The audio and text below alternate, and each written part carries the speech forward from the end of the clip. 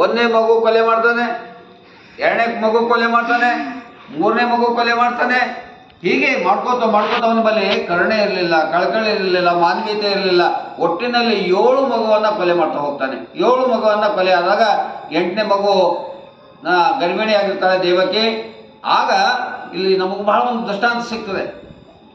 ಸಾಧು ಸಂತರಿಗೆ, ಮಹಾತ್ಮರಿಗೆ, ಪರಮಾತ್ಮನ ಭಕ್ತರಿಗೆ ಏನಾಗ್ತದೆ ಅಂದರೆ ಕಷ್ಟನೂ ಒಂದೇ, ಸುಖನೂ ಒಂದೇ. ನಾವು ದಾಸರ ಬಳಿ ಕೂಡ್ಕೊಳ್ತೇವೆ, ಕಷ್ಟ ಒಂದು ಬಂದಾಗೂ ನೀನೇ, ದುಃಖ ಸುಖ ಎಲ್ಲ ನಿನಗೆ ಸಮರ್ಪಣೆ ಅಂಥೇಳಿ ಭಾಳ ಜನ ಸಾಧು ಸಂತರು ಮಾಡ್ತಾರೆ. ಹಾಗೆ ಇಲ್ಲಿ ಒಂದು ದೃಷ್ಟಾಂತವನ್ನು ನಾವು ನೋಡಬೇಕು. ಏಲಿನಲ್ಲಿ ವಾಸುದೇವ ಮತ್ತು ದೇವಕಿ ಇಬ್ಬರು ಇದ್ದರೂ ಕೂಡ ನಿರಂತರವಾಗಿ ಹೇಗೆ ನಾವು ಇವತ್ತು ಹನುಮಾನ್ ಮಂದಿರದಲ್ಲಿ ಭಕ್ತಿಯಲ್ಲಿ ಆಧ್ಯಾತ್ಮಿಕದಲ್ಲಿ ತೊಡಗಿದೆವೋ ಹಾಗೆ ಸ್ವರ್ಗನೇ ಅಂದರೆ ಮಂದಿರ, ಇವತ್ತು ಜೈಲನ್ನು ಕರಿತೇವೆ, ಆ ಜೈಲನ್ನೇ ಅವರು ಮಂದಿರನಾಗಿ ಮಾಡ್ಕೊಂಡಿದ್ರು. ದೇವಕಿ ಮತ್ತು ವಾಸುದೇವರ 7 ಮಕ್ಕಳು 8 ಮಕ್ಕಳವರೆಗೆ ಕಾರಾಗೃಹದಲ್ಲೇ ಉಳಿದ್ರು, ಜೈಲಿನಲ್ಲೇ ಉಳಿದ್ರು. ಆದರೆ ಅವರು ಜೈಲಂತ ಭಾವಿಸ್ಕೊಂಡಿಲ್ಲ. ಆ ಉಳಿದಂಥ ಸ್ಥಳವನ್ನೇ ವಿಷ್ಣುವಿನ ನಾಮಸ್ಮರಣೆಯಲ್ಲಿ ಮಾಡಿದ್ರು. ದಿನನಿತ್ಯ ವಿಷ್ಣುವಿನ ನಾಮ, ವಿಷ್ಣುವಿನ ದೇವರನ್ನು ನೆನೆಸುವಂಥ ಆ ಪವಿತ್ರವಾದಂಥ ಜೈಲನಾಗಿತ್ತು, ಅದು ಮಂದಿರವಾಯಿತು. ಆ ಮಂದಿರದಲ್ಲೇ ನಾವು ಇವತ್ತು ಜೈಲಿನಲ್ಲಿ ಪರಮಾತ್ಮ ಕೃಷ್ಣನ ಹುಟ್ಟಿದ ಅಂತ ಕರಿತೇವೆ. ಆದರೆ ಆ ಜೈಲಿದ್ರು ಕೂಡ ಆ ಜೈಲಿನ ಕೊಠಡಿ ಏನಾಗಿತ್ತು ಅಂದರೆ ಪವಿತ್ರವಾದಂಥ ಮಂದಿರ ಆಗಿತ್ತು. ಮಂದಿರ ಯಾಕಾಗಿತ್ತು ಅಂದರೆ ವಾಸುದೇವ ಮತ್ತು ದೇವಕಿಯರ ವಿಷ್ಣುವಿನ ನಾಮ ಪರಮಾತ್ಮನ ಧ್ಯಾನದಲ್ಲಿ ನಿರಂತರವಾಗಿ ತಪಸ್ಸು ಮಾಡಿದಂಥ ಪವಿತ್ರವಾದ ಜಾಗದಲ್ಲಿ ಪವಿತ್ರವಾದಂಥ ಹೃದಯದ ಭಗವಾನ್ ಶ್ರೀಕೃಷ್ಣ ಆಗಮನವಾಗ್ತದೆ. ಭಾಳ ಜನ ಏನು ತಿಳ್ಕೊತಾರೆ, ಜೈಲಿನಲ್ಲಿ ನೋಡಿದ ಜೈಲಿನಲ್ಲಿ ಇರ್ಬೋದು, ಆ ಜೈಲಿನಂಥ ಕೋಣೆ ಏನಾಗಿತ್ತಲ್ಲ ಅದು ಪವಿತ್ರವಾಗಿತ್ತು. ಯಾವಾಗ ಪವಿತ್ರ ಆಗ್ತದೆ? ಭಾಳ ಜನ ಹೇಳ್ತಾರೆ, ಎಲ್ಲಿ ಯಾವ ಮನೆಯಲ್ಲಿ ಆಧ್ಯಾತ್ಮಿಕ ಚಿಂತನೆ ಆಗ್ತದೋ, ಯಾವ ಮನೆಯಲ್ಲಿ ಸತ್ಸಂಗ ಆಗ್ತದೋ, ಯಾವ ಮನೆಯಲ್ಲಿ ದೇವ್ರ ನಾಮಸ್ಮರಣೆ ಆಗ್ತದೋ ಆ ಮನೆ ಏನಾಗ್ತದೆ ಅಂದ್ರೆ ಪವಿತ್ರವಾಗ್ತದೆ. ಅದು ಮನೆ ಅನಿಸ್ತದೆ, ಅದು ಪವಿತ್ರ ಆಗ್ತದೆ. ನಾವು ಇವತ್ತು ನೀರೇ ಇರ್ತವೆ, ಹೊರಗಿದ್ದಾಗ ನೀರು ಇರ್ತದೆ, ಆದರೆ ಹನುಮಾನ್ ಗುಡಿಯಲ್ಲಿ ಒಳಗೆ ತಂದು ನಮ್ಗೆ ಕೊಟ್ಟಿದಾಗ ತೀರ್ಥ ಆಗ್ತದೆ. ಈ ಬಾಳೆಹಣ್ಣು ಮಾರುವಾಗ ಬಂಡಿ ಮೇಲೆ ಬಾಳೆಹಣ್ಣು ಆಗಿರ್ತದೆ, ಅದು ಇವತ್ತು ಮಂದಿರದಲ್ಲಿ ಪ್ರವೇಶವಾದಾಗ ಅದು ಏನಾಗ್ತದೆ? ಪ್ರಸಾದವಾಗ್ತದೆ. ಪ್ರಸಾದ ಹಾಗೆ ಏನಾಗಿತ್ತು ಅಂದರೆ ಇವತ್ತು ಮಥುರದ ಕಾರ್ಯಾಗಾರ ಅಂದರೆ ಜೈಲು ಏನಾಗಿತ್ತು ಅಂದರೆ ತಪಸ್ಸು ಮಾಡೋದ್ರಿಂದ ಅದು ಪವಿತ್ರವಾದ ಕಾರ್ಯಾಗಾರವೇ ಮಂದಿರವಾಗಿತ್ತು. ಆ ಮಂದಿರದಲ್ಲಿ ಜನನವನ್ನು ಒಂದೊಂದು ಮಗು ಜನನವಾದರೂ ಕೂಡ ಕಂಸನ ಅತ್ಯಾಚಾರ ಹೆಚ್ಚಾಗಿತ್ತು. ಆದರೂ ಕೂಡ ಈ ಸಂದರ್ಭದಲ್ಲಿ ಭಗವಾನ್ ಕೃಷ್ಣನ ಆಗಮನ, ಅದು ಭಗವಾನ್ ಕೃಷ್ಣ 8ನೇ ಅವತಾರ, 8ನೇ ಮಗುವಿನ ಅಲ್ಲಿ ಜನನವನ್ನು ನಾವು ಸಾಮಾನ್ಯವಾಗಿ ನೋಡ್ತೀವಿ. ಹಾಗಾಗಿ ಕೃಷ್ಣ ರಾತ್ರಿ, ನಾನು ಈಗಾಗಲೇ ಹೇಳಿದ ಹಾಗೆ ರಾತ್ರಿ 12 ಗಂಟೆಗೆ ಶ್ರೀಕೃಷ್ಣನ ಆಗಮನಕ್ಕಿಂತ ಪೂರ್ವದಲ್ಲಿ ಅವರಿಗೊಂದು ನಂಬಿಕೆ ಇತ್ತು.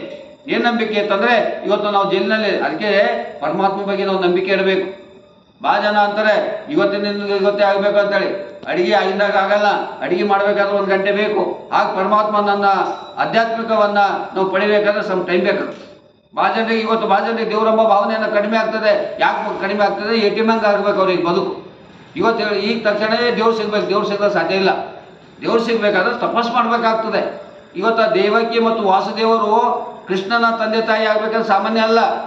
ಸಾವಿರಾರು ಜನ್ಮದಲ್ಲಿ ತಪಸ್ಸನ್ನು ಮಾಡಿದ ಪ್ರತಿಫಲವಾಗಿ ಆ ಗರ್ಭದಲ್ಲಿ ಭಗವಾನ್ ಕೃಷ್ಣನ ಜನ್ಮ ಅಂತ ಭಾಳ ಜನ ತಿಳ್ಕೊತಾರೆ. ಅದಕ್ಕೆ ಎಲ್ಲರೂ ಗರ್ಭದಲ್ಲಿ ಪರಮಾತ್ಮ ಹುಟ್ಟಲಿಕ್ಕೆ ಸಾಧ್ಯ ಇಲ್ಲ, ಎಲ್ಲರ ಗರ್ಭದಲ್ಲಿ ಮಾತ್ಮ ಹುಟ್ಟಲಿಕ್ಕೆ ಸಾಧ್ಯ ಇಲ್ಲ. ಅದು ಹಿಂದಿನ ಜನ್ಮದಲ್ಲಿ ಪುಣ್ಯವನ್ನು ಮಾಡಬೇಕಾಗ್ತದೆ, ಹಿಂದಿನ ಜನ್ಮದಲ್ಲಿ ತಪಸ್ಸು ಮಾಡಬೇಕಾಗ್ತದೆ, ಹಿಂದಿನ ಜನ್ಮದಲ್ಲಿ ಅವರು ಭಕ್ತಿ ಮಾಡಬೇಕಾಗ್ತದೆ. ಆ ಹಿಂದಿನ ಜನ್ಮದ ಪ್ರತಿಫಲವಾಗಿ ಆ ಪರಮಾತ್ಮ ತಾಯಿಯ ಗರ್ಭದಲ್ಲಿ ಜನಿಸಲಾಗ ಸಾಧ್ಯ ಆಗ್ತದೆ. ಹಾಗೆ ಇವತ್ತು ದೇವಕಿ ಮತ್ತು ವಾಸುದೇವರು ಪುತ್ರನಾಗಿ ಕೃಷ್ಣ ಅಂದರೆ ಸಾಕ್ಷಾತ್ ವಿಷ್ಣುವನ್ನು ಹುಟ್ಟಬೇಕಾದ್ರೆ ದೇವಕಿ ಮತ್ತು ವಾಸುದೇವರು ಸಾಮಾನ್ಯ ವ್ಯಕ್ತಿ ಅಲ್ಲ. ಅವರು ಹಿಂದಿನ ಜನ್ಮದಲ್ಲಿ ಶ್ರೀಕೃಷ್ಣನ ಅದ್ಭುತವಾದಂಥ ಭಕ್ತಿವಂತರಾಗಿದ್ದರು, ತಪಸ್ವಿಗಳಾಗಿದ್ದರು. ಸಾವಿರಾರು ವರ್ಷ ತಪಸ್ಸು ಮಾಡಿದ ಫಲವಾಗಿ ಕೃಷ್ಣ ಅವರ ಗರ್ಭದಲ್ಲಿ ಜನ್ಮಿಸ್ತಾನೆ. ಇದು ನಾವು ಸಾತ್ವಿಕ ವಿಚಾರ. ಹಾಗಾಗಿ ಅದು ಎಲ್ಲರಿಗೂ ಸಿಗಲ್ಲ ಸಣ್ರೆ. ರೊಕ್ಕ ಸಿಗ್ಬೋದು, ಕೊಲೆ ಮಾಡ್ಬೋದು, ಸುಲಿಗೆ ಮಾಡ್ಬೋದು, ವಂಚನೆ ಮಾಡ್ಬೋದು, ಮೋಸ ಮಾಡ್ಬೋದು, ಹಣ ಗಳಿಸ್ಬೋದು. ಆದರೆ ಪರಮಾತ್ಮನ ಗಳಿಸೋದು ಸಾಧ್ಯ ಇಲ್ಲ, ಪರಮಾತ್ಮನಿಗೆ ಸಾಧ್ಯನೇ ಇಲ್ಲ. ಅದಕ್ಕೆ ಹೇಳ್ತೇನೆ, ಭಾಳ ಜನ ಹೇಳ್ತಾರೆ ನನಗೆ ಈ ಜನ್ಮದಾಗೆ ಹಾಗಾಗಿಲ್ಲ ಹೀಗಾಗಿಲ್ಲ ಅಂತ. ನಮ್ಮ ಹಿಂದಿನ ಜನ್ಮದ ಕರ್ಮಗಳು ಇರ್ತವೆ. ಅವನು ಪಾಪ ಮಾಡ್ತಾ ಇದ್ದಾನೆ, ಗಣೇಶ ಶ್ರೀಮಂತರಾಗಿದ್ದಾನೆ ಅಂದರೆ ಅವನು ಪಾಪ ಹಿಂದಿನ ಜನ್ಮದಲ್ಲಿ ಪುಣ್ಯ ಮಾಡಿದ್ದಾನೆ, ಅದು ಮೈನಸ್ ಆಗ್ತಾ ಇದೆ. ಈಗ ಜನ್ಮದಲ್ಲಿ ನಾವು ಪುಣ್ಯ ಮಾಡ್ತಾ ಇದ್ದರೆ ಮುಂದಿನ ಜನ್ಮದಲ್ಲಿ ಕೂಡ ನಮಗೆ ಅದಕ್ಕೆ ಫಲ ಸಿಗ್ತದೆ. ಹಾಗಾಗಿ ಈ ಜನ್ಮದಲ್ಲಿ ಹೀಗಾಗಿದೆ, ಕಲಿಯುಗದಲ್ಲಿ ನಾವು ಇವತ್ತು ನೋಡಿರ್ಬೇಕು, ಅನೇಕ ಜನ ಬೇರೆ ಬೇರೆಗಳಿಗೆ ಟೈಮ್ ಪಾಸ್ ಮಾಡ್ತಾರೆ, ಶ್ರಾವಣ ಮಾಸದಲ್ಲಿ ಟೈಮ್ ಪಾಸ್ ಮಾಡ್ತಾರೆ, ಆದರೆ ಆಧ್ಯಾತ್ಮಿಕ ಕಡೆ ಬರೋದಿಲ್ಲ. ಯಾಕೆ ಬರೋದಿಲ್ಲ ಅಂದರೆ ಅವ್ರಿಗೆ ಅದ್ರ ಬಗ್ಗೆ ರುಚಿ ಇಲ್ಲ. ರುಚಿ ಯಾಕಿಲ್ಲ ಅಂದರೆ ಅವರು ಒಂದು ಪರಿಸರ ಆ ಥರ ಅವ್ರಿಗೆ ಸಿಗಲಿಲ್ಲ ಅಂತ. ಇವತ್ತು ನಾವು ಸಾಮಾನ್ಯವಾಗಿ ನಮ್ಮ ಮಾಣಿಕಪುರದಲ್ಲಿ ನೀನು ಹೋದಾಗ, ನಾವು ಸರ್ ಹೋದಾಗ ನೀವು ನೋಡಿರ್ಬೇಕು, ಏನಂತಂದ್ರೆ ಅವ್ರ ಮನೆಗೆ ಹೋದಾಗ ಅವರು ಆಧ್ಯಾತ್ಮಿಕ ಗ್ರಂಥ ಓದ್ತಾ ಇದ್ರು. ನಾನು ಅನಿಸುತ್ತದೆ ಆಧ್ಯಾತ್ಮಿಕ ಗ್ರಂಥಕ್ಕೆ ಇವ್ರ ಕಾರಣ ಅಲ್ಲ, ಇವ್ರ ಪೂರ್ವಜರ ಕಾರಣ, ಇವ್ರ ಪರಂಪರೆ ಕಾರಣ, ಇವ್ರ ಕುಟುಂಬದ ಸಂಸ್ಕಾರ ಕಾರಣ. ಆವಾಗ ಮಾತ್ರ ಸಾಧ್ಯ ಆಗ್ತದೆ. ಈಗ ನಮಗೆಲ್ಲ ನಾವು ಈಗ ಇಷ್ಟೆಲ್ಲ ಪ್ರವಚನ ಹೇಳ್ತೀವಿ ಅಂದ್ರೆ ನಾನೇ ಕಾರಣ ಅಲ್ಲ. ನಾವು ಕೂಡ ಬಾಲ್ಯದಲ್ಲಿ ಇಂಥ ಗುಡಿಗಳಲ್ಲಿ ಕುಂತು ಪ್ರವಚನ ಕೇಳಿದ್ದೇವೆ, ಹಿರಿಯರ ವಾಣಿಗಳನ್ನು ಕೇಳಿದ್ದೇವೆ. ಆವಾಗ ಮಾತ್ರ ನಮಗಲ್ಲಿ ಬಲಿಗೆ ಹೋಗಲು ಸಾಧ್ಯ ಆಗ್ತದೆ. ಅದಕ್ಕೆ ಹೇಳ್ತಾರೆ ಇನ್ನೊಂದು ಕಡೆ, 18 ವಯಸ್ಸಿನ ಒಳಗೆ ಮಾಣಿಕರಾಜಿ 18 ವಯಸ್ಸಿನ ಒಳಗೆ ಯಾವ ಮಗುವಿಗೆ ಎಂಥ ಸಂಸ್ಕಾರ ಸಿಗ್ತದೋ ಸಾಯುವವರೆಗೆ ಇರ್ತದೆ. ಈ 18 ವಯಸ್ಸು ಹೆಂಗಿದೆ, ಶಾರೀರಿಕ ಬೆಳವಣಿಗೆ, ಮಾನಸಿಕ ಬೆಳವಣಿಗೆ, ದೈಹಿಕ ಬೆಳವಣಿಗೆ, ಭೌತಿಕ ಬೆಳವಣಿಗೆ, ಆಧ್ಯಾತ್ಮಿಕ ಬೆಳವಣಿಗೆಯಿಂದ ಮಾತ್ರ ಆ ಕಡೆ ಹೋಗಲು ಸಾಧ್ಯ ಆಗ್ತದೆ 18 ವಯಸ್ಸೊಳಗೆ. ಅದಕ್ಕೆ ಹೇಳ್ತೇನೆ, ಮಕ್ಕಳಿಗೆ ಉತ್ತಮವಾದಂಥ ಸಂಸ್ಕಾರ, ಉತ್ತಮವಾದಂಥ ಸಂಸ್ಕೃತಿಯನ್ನು ಹಣ ಕೊಡೋಕ್ಕಿಂತ ಗುಣಕ್ಕೆ ನಾವು ಹೆಚ್ಚು ಮಹತ್ವವನ್ನು ಕೊಡುವಂಥದ್ದು ಭಾಳ ಮುಖ್ಯ. ಹಾಗಾಗಿ ಇವತ್ತು ಮಾಣಿಕರವರು ನಾವು ಅದೇ ಹೇಳಿದೆವು, ಅದಕ್ಕೆ ಹೇಳಿದ್ದೀನಿ, ಅವರು ಸಂಸ್ಕಾರ ಇದೆ, ಅವರು B.Ed ಪ್ರಿನ್ಸಿಪಾಲ್ ಇದು ಕೂಡ ಅವ್ರಿಗೆ ಗೊತ್ತಿದೆ. ಅಂದರೆ ಮಗುವಿನ ಬೆಳವಣಿಗೆ ಯಾವ ರೀತಿ ಆಗ್ತದೆ ಅಂತೇಳಿ ಸೈಂಟಿಫಿಕ್ ಇದೆ. 18 ವರ್ಷದ ಒಳಗೆ ಮಗು ಪರಿಪೂರ್ಣನಾಗ್ತಾನೆ. ನಾವೇನು ತಿಳ್ಕೊತೇವೆ, ನನ್ನ ಮಗ 30 ವರ್ಷ ಬಾದ್ ನೋಡೋಣ, 50 ವರ್ಷ ಬಾದ್ ನೋಡೋಣ, ಆಗಲ್ಲ.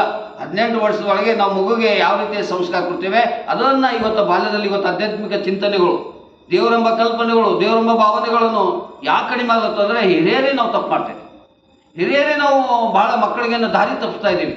ಯಾಕಂದರೆ ಅದಕ್ಕೆ ಶರಣರು ಹೇಳ್ತಾರೆ, ಮಾವಿನ ಬೀಜವನ್ನು ಬಿತ್ತಿ ಮಾವಿನ ಫಲನೇ ಸಿಗ್ತದೆ, ಬೇವಿನ ಬೀಜ ಬಿತ್ತರೆ ಬೇವಿನ ಫಲವನ್ನು ಸಿಗ್ತದೆ. ನಾವು ಮಕ್ಕಳಿಗೆ ಹೆಂಗೆ ಸಂಸ್ಕಾರ ಕೊಡ್ತೀವಿ ಹಂಗೆ ಅದು ಫಲ ಆಗ್ತದೆ. ಇವಾಗ ಮಾವಿನ ಗಿಡ ಆದರೆ ಹಣ್ಣು ತಿಂತೇವೆ, ಬೇವಿನ ಗಿಡ ಆದರೆ ಬೇವಿನ ಬೀಜವನ್ನು ತಿಂತೇವೆ. ಹಾಗಾಗಿ ಮಕ್ಕಳಿಗೆ ಇವತ್ತು ಡೇ ಬೈ ಡೇ ನಮ್ಮ ಸಂಸ್ಕಾರ ಎಕಡೆ ಸಾಗ್ತಿದ್ದೇವೆ ಅಂದರೆ ನಮ್ಮ ಮಾಡರ್ನ್ ಕಡೆ ಸಂಸ್ಕಾರವನ್ನು ಬಿಟ್ಟು ಸಾಗಿ ನಮ್ಮ ನಿಜವಾದಂಥ ಸತ್ಯದ ಬದುಕನ್ನು, ಸತ್ಯದ ವಿಚಾರವನ್ನು ನಾವು ಮರೆತು ಇವತ್ತು ದಿನಮಾನಗಳಲ್ಲಿ ನಾವು ಕಾಲ ಕಳೀತಿದ್ದೀವಿ.